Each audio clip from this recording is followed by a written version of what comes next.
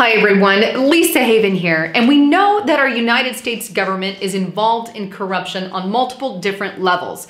We have various departments from the CIA to the FBI to the Department of Justice to the military complex, all in which have their own separate corruption going on within each and every single entity.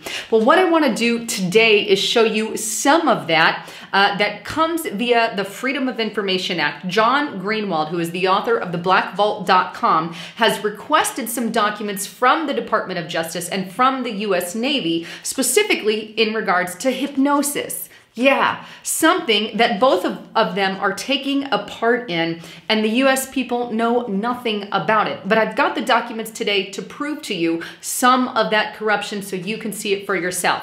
Now, mind you, corruption happens in every department in the government, not only here in America, but worldwide. And my heart today is just to show you a little bit of that via the sources from the government themselves, from the own documented sources.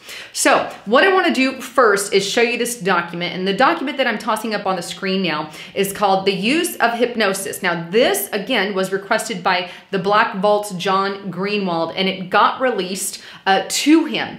And what John Greenwald did is he said, you know, Department of Justice, can you give me any information that you have on hypnosis and how you're involved in it? And this is what they produced. And what this is basically their guidelines if you want to hypnotize someone. And I can guarantee that that is something they've already taken a part in. Now, for this first section here, it says use of hypnosis and the purpose. It says, quote, in certain limited cases, the use of forensic hypnosis can be an aid in the investigative process. Witnesses to crimes have been able to recall certain facets of a crime while in a hypnotic state that they had not remembered without the use of hypnosis. The use of hypnosis, however, is subject to serious objections and thus should only be used on rare occasions, which means they are using them. Mind you, they're on rare occasions, but they are being used. The information obtained from a person while in a hypnotic trance cannot be assumed to be accurate. So they go on in this section, because I don't want to read all of the 15 pages to you. I just kind of want to skim it, but I'm going to attach them below if you want it. But they go on to state that basically it's not 100% accurate, and we're just going to use it, you know, to get an overall idea. Well, if it's not accurate, why even do it from the get-go? Good question. It's not really addressed. Moving on to the next page here, what this actually shows is cases in which they've actually utilized hypnosis on some of the people there. And all I have to say, at least in this document, are people who were aware that they were being hypnotized. But they go on to talk about Adam, the United States versus Awkward Supra, United States versus Adam. That was one in which they actually used hypnosis. On the next page, we have McQueen versus Garrison and Borowick. Those are other ones in which they actually utilized it as well. Moving on to the next page here, you say hypnosis of a prosecution witness. Now, all this says is hypnosis of a witness should not be employed unless there is clear need for additional information, and it appears that hypnosis can be used in aiding the witness to recall information. A witness should never be hypnotized unless a witness gives written consent, and the witness should always be given the explanation of the nature of hypnosis before being hypnotized. And they also want it videotaped and transcribed and all of that as well. The following page goes on to give you another one where they hypnotized a defendant.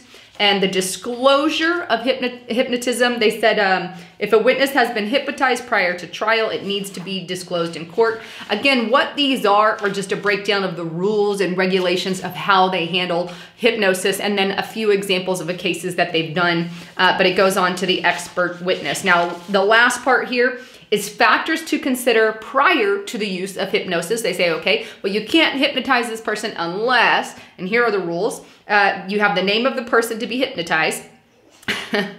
You'd think they'd have that, but the reason why they're requesting hypnotism, the fact that the person to be hypnotized is not a suspect or potential defendant in this or any related criminal investigation, whether the person is a minor, The fact that the person to be hypnotized has consented to undergo the hypnosis, which means they have to give their permission, the name of the individual who is going to be giving the hypnosis, and the qualifications to induce it. Is it somebody who has a record and knows what they're doing? And at the final page here, they actually reference additional resources. And I want to take you to that one also, because if you look down towards the middle of the page, it says hypnosis, the FBI's team approach, and the FBI guidelines for use of hypnosis. So just in that section alone, it also proves that the FBI is taking part of hypnosis as well. So far, we've got the DOJ, the FBI, and now we also have the United States Navy. And it's not, well, let me get to the Navy and then I'll get to that.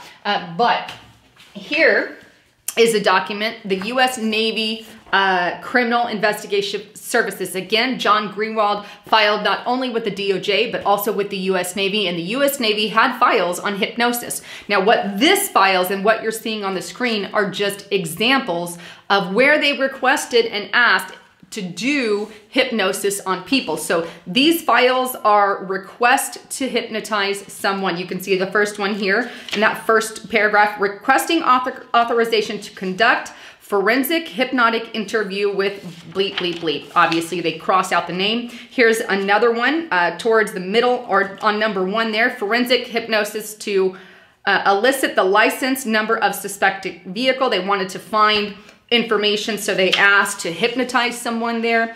And on the next one here, she has agreed to undergo forensic hypnosis. That's on another page. So what you're seeing simply there are just files of people that they requested to hypnotize and have done so. Then the final pages here just show a summary of their character of changes. You can see everything from a polygraph is included to forensic hypnosis to general stuff in a hypnotic interview.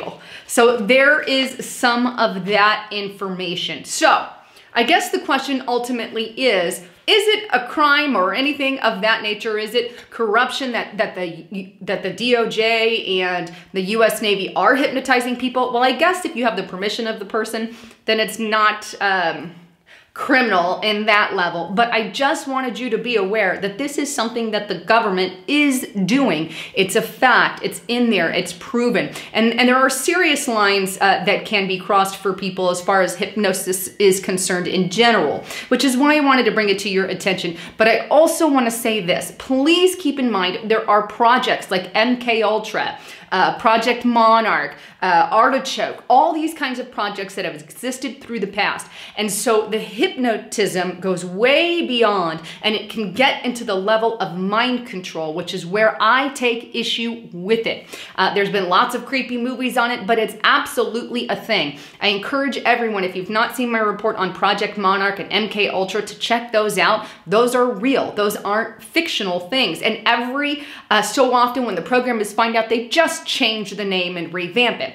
Well, I can tell you that hypnotism is part of that program. So it's very easy to get into the brain of someone and cross that criminality line. So yes, I take issue with brainwashing techniques of people. And while you can claim that, hey, this is just to find information on a forensic level, well, yes, but who's to say that line won't be crossed? I guess ultimately that decision is the person who's being hypnotized. But in the case of MK Ultra and Project Monarch, many people were used in those particular projects whose permission was not given. They've used military personnel on some occasions and also people in mental institutions. Two big things that they've done in the past. 100% fact and not fiction at all. Anyhow, I wanted to bring you the latest on all of this. I'd love to get your thoughts on all of that. As a Christian, that's downright scary to me. I'm not for hypnotism. I never be hypnotized myself, but at least you have it and at least you have the information, only because, again, there are lines that you can cross. So that's what is the scary part, is the brainwashing aspect of that. Anyhow, please make sure you check out my partner at getthetea.com. He has the colostrum here. This is amazing. I take it all the time. You can see here as well. But great stuff. It helps stomach issues and whatnot. Also his super strength tea and the Ally C, some of my favorite products. Anyhow, thanks again for tuning in. I'm Lisa Haven, signing out.